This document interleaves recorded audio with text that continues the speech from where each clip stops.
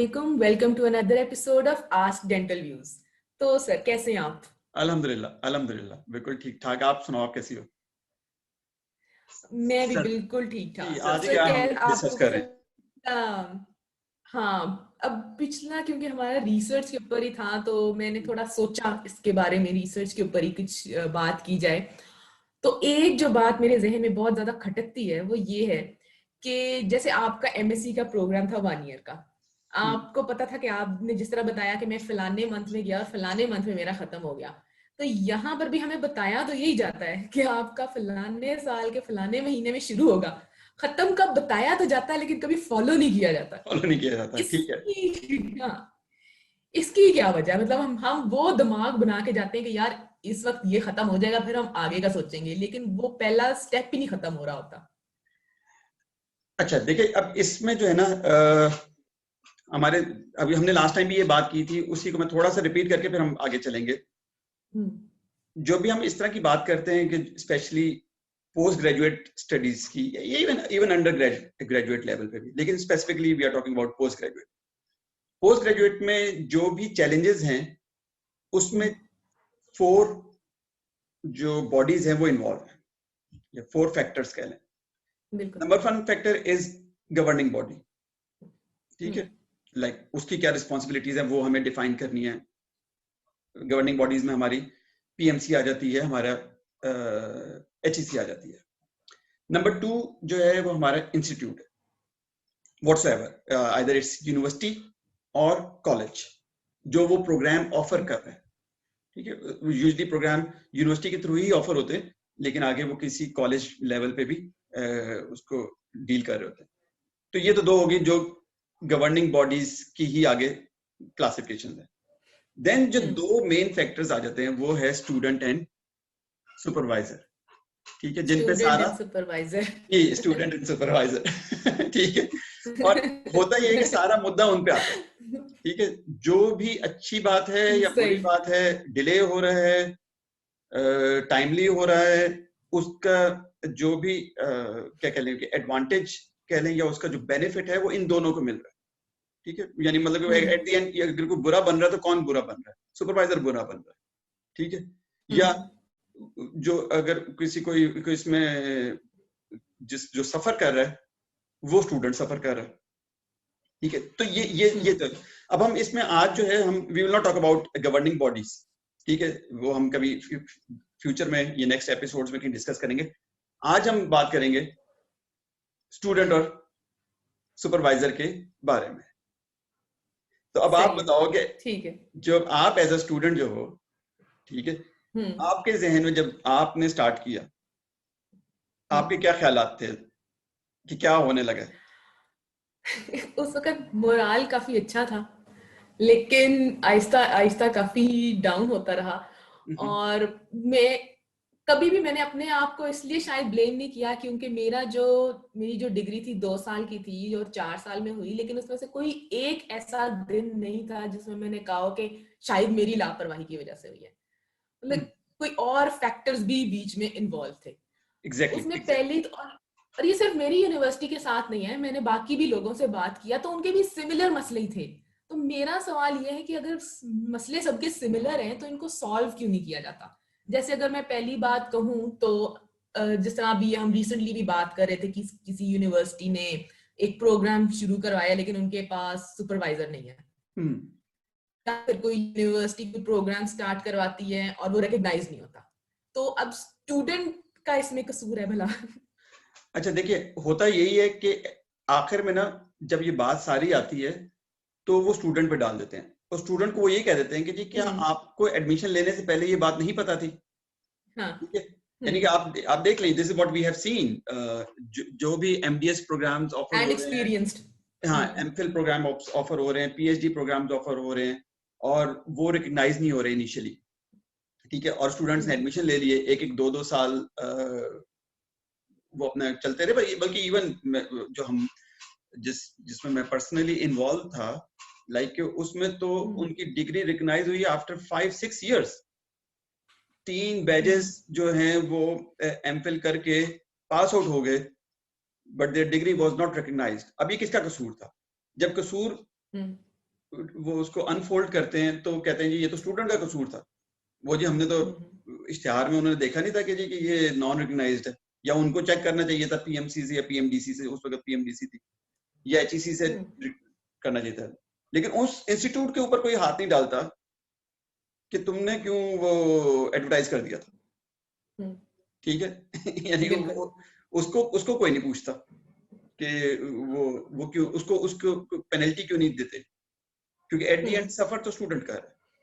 अब इशू ये है हमारे यहाँ जो पाकिस्तान में मुख्तलिफ किस्म की एमफिल्स चल रही थी, चल रही हैं, उसमें ज्यादातर जो है वो लोग 2 साल की करा रहे हैं। आज से कुछ साल पहले तक कुछ प्रोग्राम जो थे वो 3 इयर्स और 4 इयर्स के भी थे, ठीक है। लेकिन अब जितने भी तकरीबन जिन यूनिवर्सिटीज को मैं जानता हूँ, लाहौर में, इस्लामाबाद में, पेशावर में, वो सब 2 साल का प्रोग्राम कर, लेकिन वो 2 साल में कंप्लीट नहीं हो रही। कंप्लीट हो रही है वो तकरीबन ऑन एवरेज 4 इयर्स, ठीक है। अब गड़बड़ किधर है? तो क्रेडिट आवर्स पर 4 साल वाले दिया करें ना। हाँ क्रेडिट क्योंकि ये तो मेजर डिग्री है, ये तो मेजर डिग्री है। क्रेडिट आवर्स वो जो है वहां पे कहते थे नहीं जी एमफिल और एमफिल मैक्सिमम जो है ये एसोसिएट प्रोफेसर तक जा सकता है, लेकिन वो नहीं देखते कि उनको 4 साल वो किस प्रोग्राम। अच्छा उसमें ये देखे ना कंटेंट एकेडेमिया से रिलेटेड कितना है और एडमिनिस्ट्रेटिव ख्वारी कितनी है। सपोज हम लाहौर के 2 इंस्टीट्यूट्स की बात करते हैं, ठीक है, जो एमफिल प्रोग्राम ऑफर कर रहे हैं। जो डिले है वो कहाँ पे हो रहा है? स्टूडेंट आया, राइट, अब स्टूडेंट ने अपनी क्लासेस स्टार्ट कर दी, पहला 1 साल उसने अपना कोर्स वर्क लेना है और सेकंड ईयर में उसने अपना प्रोजेक्ट करना है। अब उसका प्रोजेक्ट किस लेवल पे अप्रूव हो जाना चाहिए, ठीक है। आइडियली वो अपने फर्स्ट ईयर कोर्स वर्क के दौरान ही अपना प्रोजेक्ट अप्रूव करवा ले थ्रू डिफरेंट जो इनकी बॉडीज हैं, रिव्यू बोर्ड है, एडवांस बोर्ड है, फलाना बोर्ड है, फलाना बोर्ड है, ठीक है। लेकिन ज्यादातर होता ये है कि वो वहां पे डिले हो रहा है। स्टूडेंट आ रहा है, सुपरवाइजर ने स्टूडेंट्स ले लिए, बट सुपरवाइजर हिमसेल्फ और herself is not ready to start any project, या वो स्टूडेंट के ऊपर डाल देता है कि जी आप अपना प्रोजेक्ट खुद ढूंढ के लाएं, ठीक है।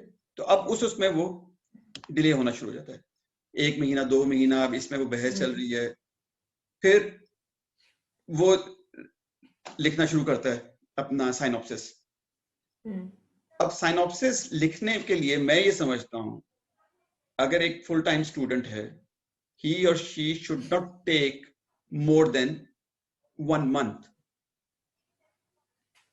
आप बताओ 1 month is sufficient or not? ये मेरा ख्याल है। यानी अगर मैं एज ए सुपरवाइजर मैं एज ए सुपरवाइजर एक्सपेक्ट करता हूँ कि मेरा स्टूडेंट जो है वो 1 महीने के अंदर साइनॉप्सिस लिख दे, ठीक है। अच्छा अगर मैं बाकी कंडीशंस फेवरेबल समझूं तो आई थिंक ये पॉसिबल है। अच्छा अब बाकी कंडीशंस, हाँ बाकी कंडीशंस ये कि अवेलेबिलिटी ऑफ सुपरवाइजर, ठीक है। आप सुपरवाइजर के पास जाते हैं और आपको पहले आप ईमेल करते हैं, आप कॉल करते हैं, आप मिन्नतें करते हैं, 2 हफ्ते बाद का सुपरवाइजर टाइम देता है, आप वहां जाके बैठ जाते हैं, फिर सुपरवाइजर कहता है मैं तो आज बिजी हूँ बहुत, आप 6 घंटे बैठे रहें, उसके बाद आप फिर आए। अब इस तरह अगर आपको एक क्योंकि एक जो एमफिल में या एमडीएस में स्टूडेंट आता है उसको घर से सीख कर तो नहीं आता ना प्रपोजल कैसे लिखना, उसने तो सुपरवाइजर से ही सीखना है, और सुपरवाइजर भी इस प्रोसेस से गुजरा। तो अब जब इतना टाइम लगेगा, एग्जैक्टली तो सुपरवाइजर को तो समझना चाहिए ना फिर कि गाइड से ही करना चाहिए और टाइम देना चाहिए। अगर आपके पास टाइम नहीं है तो फिर आप क्यों ले रहे हैं स्टूडेंट? हाँ देखिए अब इसका मेरे हिसाब से इसका सोल्यूशन ये है, क्योंकि इस तरह के फैक्टर्स बहुत हैं। अब सोल्यूशन पे डायरेक्ट हम जंप करते हैं सोल्यूशन पे, क्योंकि वरना अदरवाइज तो बातें बहुत ज्यादा है कि जो भी इंस्टीट्यूट में जो अच्छा 1 मिनट जी पहले मैं यहाँ पर एक डिस्क्लेमर दे दूं, क्योंकि हमने पहले स्टूडेंट और सुपरवाइजर की बात की थी तो लोग ये ना समझ लें ये वाली वो डायनामिक्स थी, तो ये बिल्कुल वो डायनामिक्स नहीं थी, क्योंकि आपने रात के 2-2 3-3 बजे तक भी फौरन उसी वक्त इंस्टेंटली रिप्लाई किए हैं चीजों के। तो अब हम चलते हैं बाकी सुपरवाइजर पर। हाँ अब देखें, अब सुपरवाइजर बनना बहुत बड़ी रिस्पॉन्सिबिलिटी है, ठीक है। ये बिल्कुल मैं समझता हूँ ये, और मैं आप लोगों के साथ भी डिस्कस करता हूँ, अपने बाकी कोलीग्स के साथ भी डिस्कस करता हूँ कि मेरे हिसाब से जो सुपरवाइजर बनना है इज जस्ट लाइक कि आपको किसी मुल्क का प्राइम मिनिस्टर बना दिया, ठीक है, जिसमें प्राइम मिनिस्टर के ऊपर रिस्पॉन्सिबिलिटी है। जैसे सपोज हमारे प्राइम मिनिस्टर है, उसके नीचे 22 करोड़ लोग हैं जिसके लिए वो रिस्पॉन्सिबल है। उनके साथ जो अच्छा होगा बुरा होगा उससे पूछा जाएगा। तो सिमिलरली अब अगर मेरे साथ स्टूडेंट्स हैं, 4 हैं 5 हैं, ठीक है, एक टाइम में, तो मैं उनका रिस्पॉन्सिबल हूँ। अब अगर वो उनके साथ कोई इश्यू हो रहा है तो वो मेरी रिस्पॉन्सिबिलिटी है। तो इसलिए जितने भी सुपरवाइजर्स हैं स्पेशली, एक तो उनको ये चीज सोचनी चाहिए, ठीक है, कि सिर्फ नंबर ऑफ स्टूडेंट्स इकट्ठे करना उससे आपकी वाह वाह कभी नहीं होती। लोगों का ख्याल बताइए, आई डोंट नो, शायद ये है क्योंकि ये चीजें डिस्कस होती है जी, उसके साथ 15 स्टूडेंट है, इतने उसके साथ 20 स्टूडेंट्स स्टूडेंट है, इतने बड़ा ग्रुप है उनका, ठीक है, उससे वाह वाह नहीं होती। इट ऑल डिपेंड कि आप कितना टाइम दे रहे हैं। सेकेंडली, जो भी इंस्टीट्यूट है जिसने वो एलोकेट किया प्रोग्राम, तो वो जो सुपरवाइजर है उसको वो डिफाइन करे कि हाँ जी, पर वीक आपने अपने स्टूडेंट्स के साथ बैठना है। And this is what we have seen in UK, ठीक है। वहां पे सपोज हमारी एक दिन हमारा एलोकेट था जिसमें हमारे सुपरवाइजर अपने सारे एमफिल के और पीएचडी के स्टूडेंट्स के साथ एक मीटिंग करते थे। अब वो लाजमी मीटिंग होती थी, उसमें हम सब अपने कॉपी पेन लेके पहुंचे होते थे और वो एक एक का प्रोजेक्ट, एक एक की प्रोग्रेस नोट डिस्कस हो रही होती थी। लेकिन it should be on a regular basis. अब हमारे में से कितने लोग कर रहे हैं, जो कर रहे हैं बहुत अच्छा कर रहे हैं, जो नहीं कर रहे उनको ये करना चाहिए। मतलब कोई एक दिन रख लें जी, आप एवरी वेडनेसडे या एवरी थर्सडे हम सुबह 8 से 9 ये कर लेंगे। अगर वो समझते हैं कि 9 बजे हमारे पेशेंट स्टार्ट हो जाते हैं उससे, तो आप 1 घंटा पहले बुला दें, 1 घंटा पहले आके बैठ जाएं। अगर आप समझते हैं कि जी 9 to 2 या 9 to 3 हमारे पास टाइम नहीं है, तो आप एक दिन 1 घंटा पहले आए, अपने स्टूडेंट्स को बुलाएं एंड देन डिस्कस करें।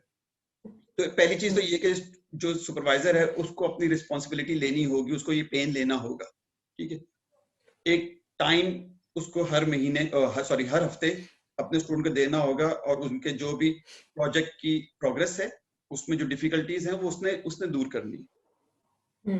तो ये तो बड़े स्ट्रेट वे, यानी कि मेरा तो इसमें पॉइंट ऑफ व्यू ये है, ठीक है। तो अब ये तो अच्छा, अब मेरा जो सवाल है ना वो ये है कि अगर कोई सुपरवाइजर ऐसे नहीं करता तो वो सुपरवाइजर किसी को आंसरेबल है या नहीं, या फिर, क्योंकि जो मैंने नोट किया है या मेरे कॉलीग्स के साथ जो कुछ हुआ है, तो उनका यही कहना था कि अगर हम सुपरवाइजर की कंप्लेन करें या अपने इश्यूज लेकर जाए तो किसके पास लेकर जाएं, वो तो सारी उन्होंने अपना ग्रुप बनाया होता, क्योंकि सब ऐसे हैं। सब ऐसे, तो अब क्या करे स्टूडेंट, एग्जैक्टली ऐसा ही है, एग्जैक्टली ऐसा ही है। यानी कि even at a supervisor level जब मैं किसी की कंप्लेन करता हूँ, किसी फेलो कुलीग की, उस जो बॉडी है कि जी कि आप ये आपकी रिस्पॉन्सिबिलिटी है कि आपने ये देखना है कि ये काम ठीक हो रहा है या नहीं हो रहा, तो वो आगे से उनका वो यार कुछ नहीं होता यार, क्या वो सब ऐसे ही है, यहाँ ऐसे ही चलता है। ये पता है कि अगर आज एक स्टूडेंट ने कंप्लेन की है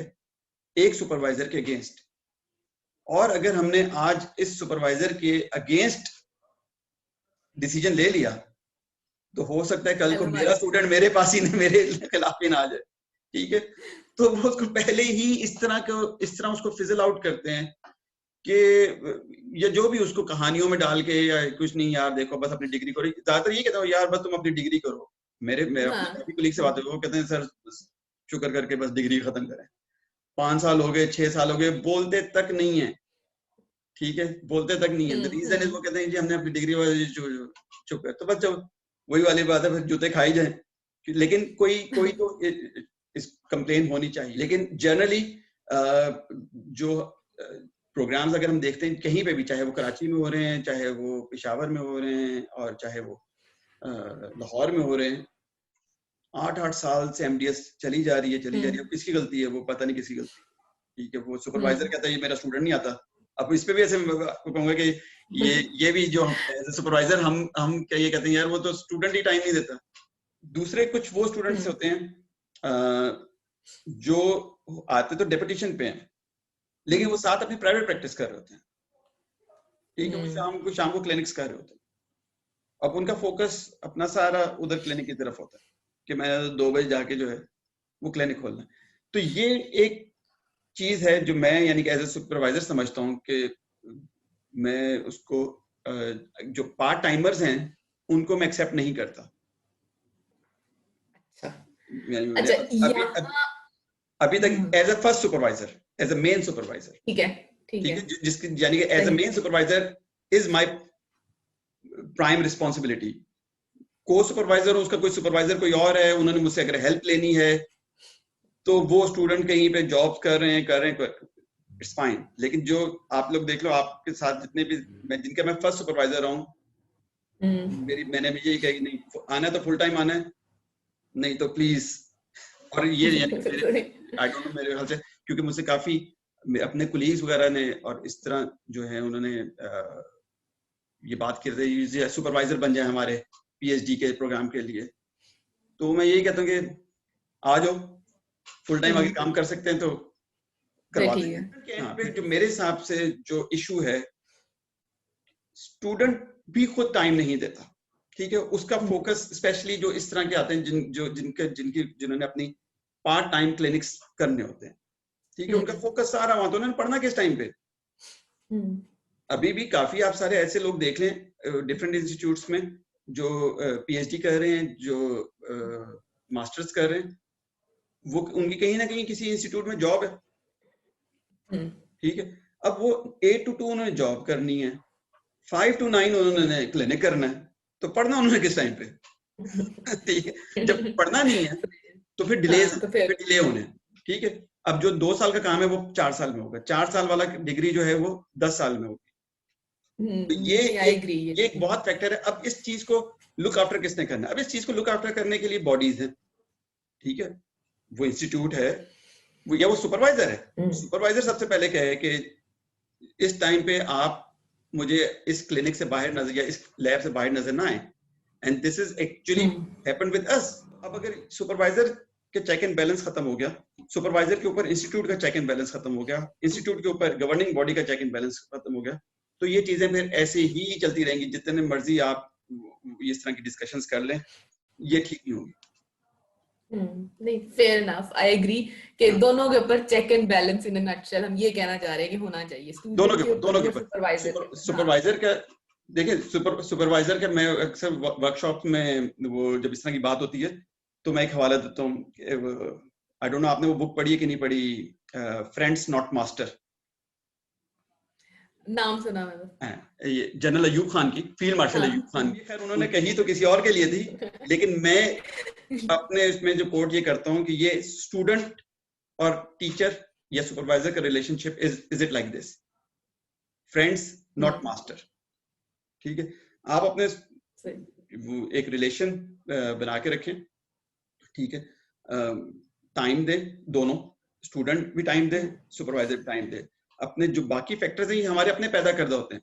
ये तो जितनी जो हम एक्सक्यूजेस लेकर आते हैं ना, ये सब हमारे अपने पैदा करते होते हैं। ये यानी कि आप क्योंकि जब पढ़ती है ना, ठीक है, जब पढ़ती है तो फिर 1 महीने में थीसिस लिखा जाता है। थीसिस यहाँ पे हमें स्टूडेंट कहते हैं कि सर साइनॉप्सिस नहीं लिखा जा रहा, लेकिन जब सर पे पड़ जाती है ना, फिर वो सारी शादियां भी खत्म, इधर की चीजें भी खत्म, उधर की चीजें भी खत्म, और 1 महीने में थीसिस लिख के फारिग हो जाते हैं।